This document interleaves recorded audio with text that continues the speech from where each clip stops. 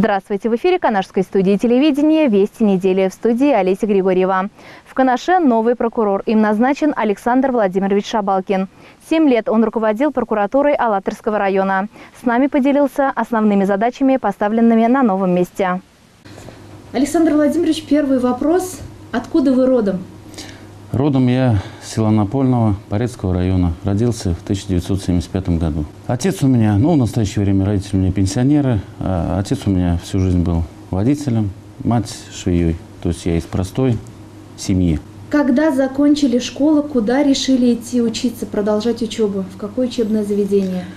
Вы знаете, свою профессию я выбрал, насколько помню, где-то, наверное, уже в классе 5-6. Попросил отца.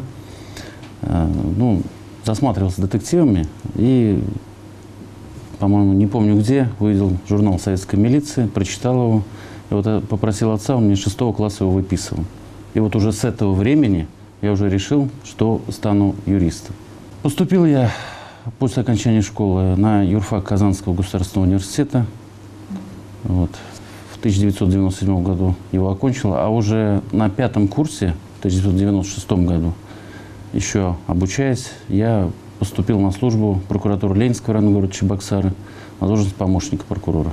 То есть совмещал и учебу, и работу. После окончания в 1997 году назначили меня следователем в эту же прокуратуру. 3 года я там проработал. Потом был назначен на должность следователя по особо важным делам прокуратуры города Чебоксары. В начале 2001 года назначен был прокурором отдела Следственного управления прокуратуры республики. 2,5 года проработал там. В 2003 году был назначен на должность прокурора Красноармейского района. Проработал там чуть более 7 лет. В 2010 году был назначен на должность Алатырского межрайонного прокурора. Там проработал 7 лет и 1 месяц. И вот приказом от 8 декабря этого года генерального прокурора Российской Федерации я назначен на должность Канашского межрайонного прокурора. И здесь уместен вопрос теперь уже. Почему именно Канаш? Почему именно Канаш? Как мне кажется, конечно, руководство виднее. За те 7 лет, которые я находился на должности Алатырского межрайонного прокурора, это прокуратура немного поменьше, там 10 оперативных сотрудников, здесь 13. Население там чуть более 50 тысяч, здесь чуть более 80. Как мне показалось, коллектив Алатырской межрайонной прокуратуры показал себя не с плохой стороны. А учитывая, что здесь объем работы, конечно, гораздо больше, я вот здесь работаю 2-й день, посмотрел, ознакомился с жалобами, то есть если в Алатыре там было где-то порядка 40-45, то здесь около 100. То есть здесь объем работы, конечно, гораздо больше. Поэтому думаю, что руководство, назначив меня на эту должность, возлагает на меня определенные надежды. И что-то позитивное, я приложу к этому все усилия.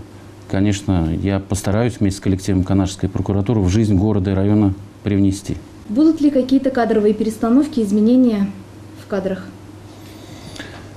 Сейчас я ознакомился с распоряжением о распределении обязанностей. Кого-то в коллективе знаю, но не лично. Здесь много молодых сотрудников. Постараюсь в кратчайшее время оценить потенциал каждого сотрудника. То есть по своему направлению, как он справляется со своими обязанностями. То есть если справляется, то, соответственно, пусть и дальше справляется. Если что-то будет не то, то, соответственно, будем менять и обязанности. То есть нужно посмотреть, нужно немножко времени мне, чтобы оценить в целом работу. Какие первоочередные задачи ставите перед собой лично и перед своим коллективом? В июле этого года прокурор республики мне предложил должность. Я, конечно, уже начал отслеживать ситуацию, то есть смотреть на цифры. И что меня, скажем так, с неприятной стороны удивило, здесь очень большое количество особо тяжких преступлений против личности. То есть я посмотрел по городу, если было в 2016 году 5 убийств, в этом году 9. Для сравнения, в Алатыре, если здесь 45 тысяч населения, там 35, там всего 2. Я посмотрел динамику за 5 лет. То есть, если в Алатыре она вот колеблется примерно около этой цифры, то есть 2, 3, 4, вот в Канаше, вот, к сожалению, тоже так же. Поэтому задачу перед собой поставил посмотреть вот это все, посмотреть, как работают все субъекты профилактики, где они не дорабатывают, потому что считаю, что здесь ситуация, она абсолютно ненормальная, ее как-то нужно обязательно общими усилиями переломить. Потом ситуация с ЖКХ здесь сложная. Вот мне принесли цифры, там задолженность населения более 100 миллионов рублей. Посмотрел, какую работу проводит у нас организация ЖКХ. На мой взгляд, она явно недостаточная. То есть здесь мы тоже скорректируем. Ситуация по задолженности по заработной плате. Здесь тоже уже направили, если не ошибаюсь, порядка около 1000 заявлений о выдаче судебного приказа. Ну и, соответственно, там применялся весь спектр актов прокурорского реагирования. И в том году примерно так же по актам. То есть ситуация, она тоже в положительную сторону, тоже не меняется. Здесь тоже будем разбираться. Пользуясь случаем, я обращаюсь ко всем жителям и города Канаша, и Канашского района. Прошу не стесняться приходить на прием в любое время, хотя у нас и есть приемные часы. Когда я в кабинете, я всегда приму, выслушаю и приложу все усилия, чтобы помочь в решении ваших проблем. Постараюсь то доверие, которое мне оказал генеральный прокурор, руководство прокуратуры Чувашской Республики, оправдать.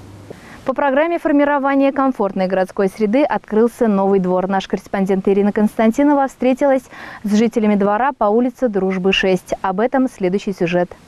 В текущем году на территории города Канаша впервые реализуется проект формирования комфортной городской среды. В нем участвуют 4 дворовых территории, задействовано 12 многоквартирных домов. Двор – это то место, где проходит юность детворы, а в летнее время и вовсе жизнь кипит именно там. Вот и жители домов в северном микрорайоне решили, что комфорт на своей территории они наведут совместно с муниципалитетом. Провели общедомовое собрание, решили собрать определенную по квартирам сумму. До 1 июля согласовали проект, и вот теперь отмечают новоселье. Двор точно таким же должен быть прекрасным, как в нашей квартире. В кратчайшие сроки произведен ремонт освещения, ремонт дорожного покрытия с установкой бордюрного камня, ремонт и строительство новых тротуаров, установка малых архитектурных форм, скамеек, урн, детских и спортивных площадок. В 2017 году в данное направление инвестировали более 20 миллионов рублей, из которых 16 миллионов федеральный республиканский бюджет выделил, 1,2 миллиона рублей местный бюджет, около 2 миллионов и средства собственников составили 1 миллион рублей.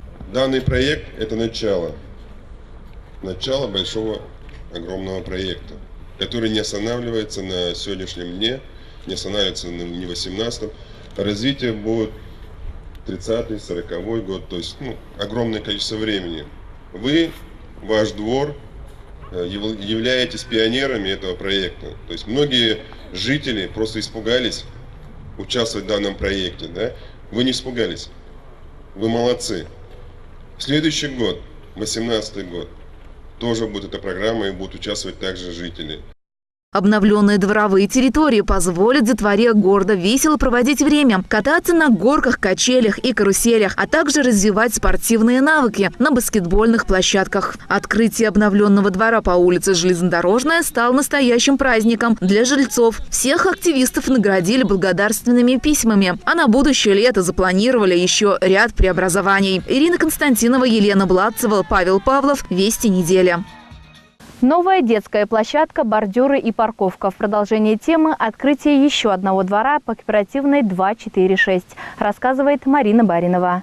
Приоритетный проект формирования комфортной городской среды для многих жителей – единственная возможность хоть как-то привести в порядок свои придворовые территории. Новенькие скамеечки, урны, баскетбольная площадка, тротуары, дорожное покрытие, а также освещение. И это еще не весь список проделанных работ. Жильцы домов номер 2, 4, 6, 8 по улице Кооперативная уже с этого года будут обживать новую придворовую территорию. Хочу пожелать, чтобы вы как можно дольше использовали эту благоустроенную территорию.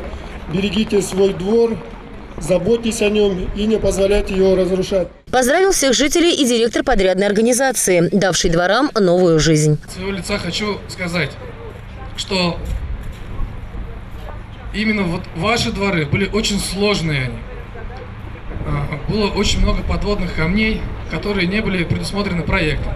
Несмотря на все сложности, мы не останавливались, мы шли к своей цели.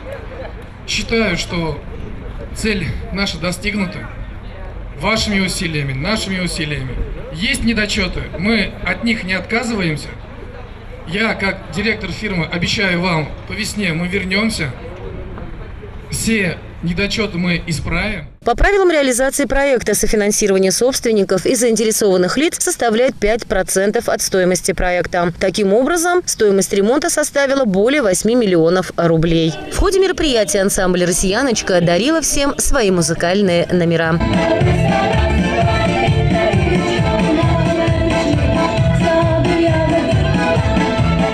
Марина Баринова, Павел Шевченко. Вести недели. На этом наш выпуск завершен. Удачной вам недели. До свидания. Гипермаркет «Светофор» приглашает за выгодными покупками. Продукты питания, бытовая химия, бытовая техника, одежда и обувь. Около 1000 квадратных метров складского помещения. Все по очень выгодным ценам.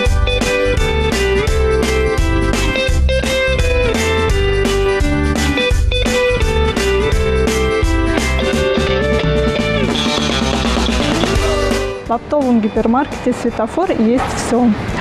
Количество товара у нас всегда ограничено. Постоянно меняется ассортимент, поэтому у нас сохраняется свежесть и качество товара. Постоянно происходит акция. Таким образом, покупатель может сэкономить семейный бюджет. За покупками к нам ходят семьями. Большой ассортимент товара, всегда свежая продукция. Пришел в этот магазин сегодня, выходной день, а так хожу я раз в неделю. Покупаем примерно также на неделю. Магазин очень хороший, продукты дешевые, экономит бюджет.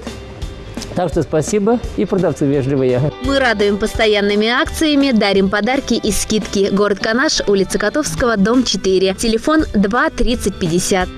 Приходите в наш магазин за умными покупками. Мы всегда будем рады вас видеть. Работаем с 8 до 19 часов. Магазин «Светофор». Экономьте вместе с нами. Совершайте покупки с выгодой.